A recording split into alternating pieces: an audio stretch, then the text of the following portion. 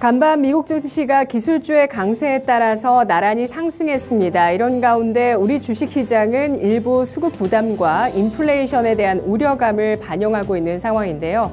간밤에도 장단기 금리 역전 현상이 이어지고 있는 가운데 테슬라 CEO 일론 머스크가 이 트위터의 지분을 인수했다라는 소식에 따라서 테슬라와 트위터가 랠리를 펼치면서 나스닥이 1.9% 상승을 기록했습니다.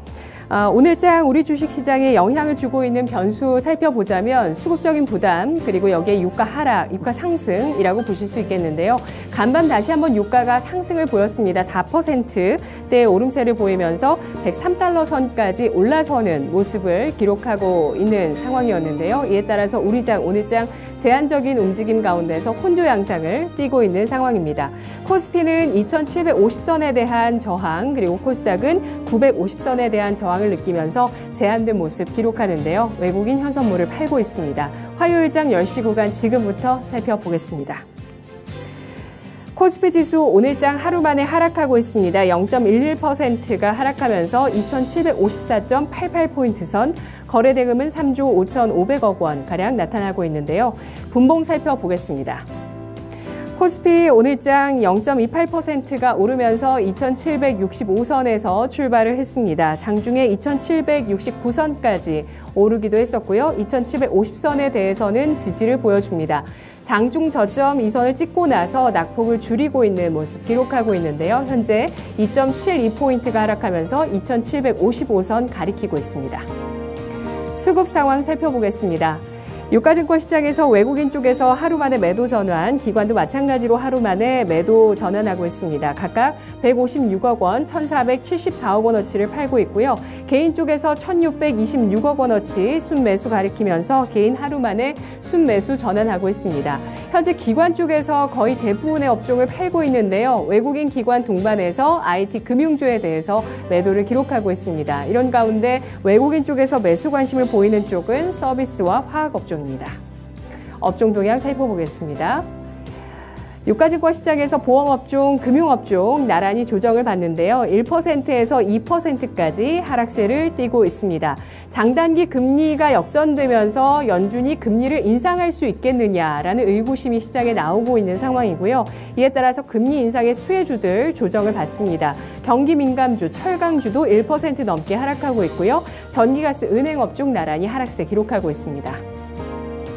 상승하고 있는 업종 보겠습니다. 유가증권 시장에서 종이목재 2.19% 오름세 기록하고 있는데요.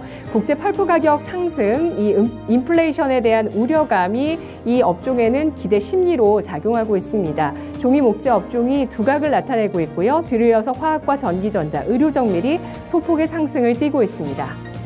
시가총액 상위 종목군들 움직임 보시죠. 전체적으로 혼조 양상을 띠고 있습니다. 간밤 테슬라가 5% 넘는 강세로 천슬라 1,100달러 선을 다시 한번 회복했는데요. 이와 함께 삼성 SDI가 3.6% 상승을 기록하고 있는 모습이고요.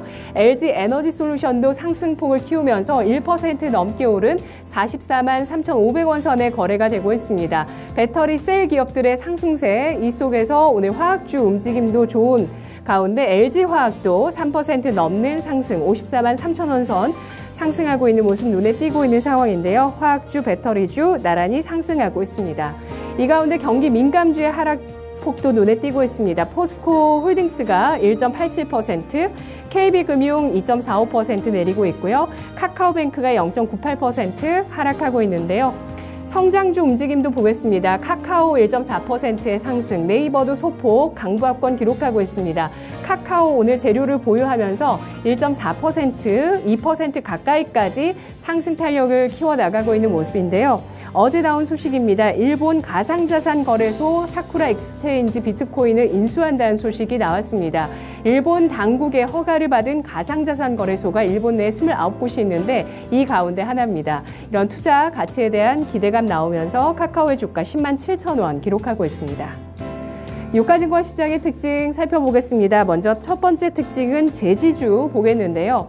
종이의 원료인 펄프 가격이 연초 대비해서 20% 상승했다는 소식이 나오고 있습니다. 펄프 가격 상승이 나타나면서 펄프를 원자재로 사용하는 종이뿐만 아니라 화장지와 기저귀, 물티슈 등 생필품의 가격 인상 도미노가 일어나지 않겠냐라는 우려 심리가 나오고 있는데요.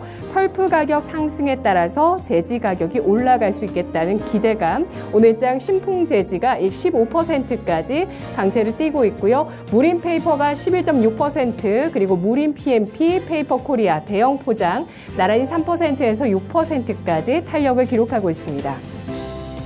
유가증권 시장의 두 번째 특징 인수합병입니다. 두 종목 모두 유가증권 시장에 상장돼 있는데요. 쌍용차 인수 기대감으로 이 현상을 기록했었던 이 쌍방울이 오늘장은 인수 자금에 대한 부담 이야기가 나오고 있습니다. 오늘장 사흘 만에 하락 전환을 시도했다가 현재는 다시 탄력을 받고 있는데요.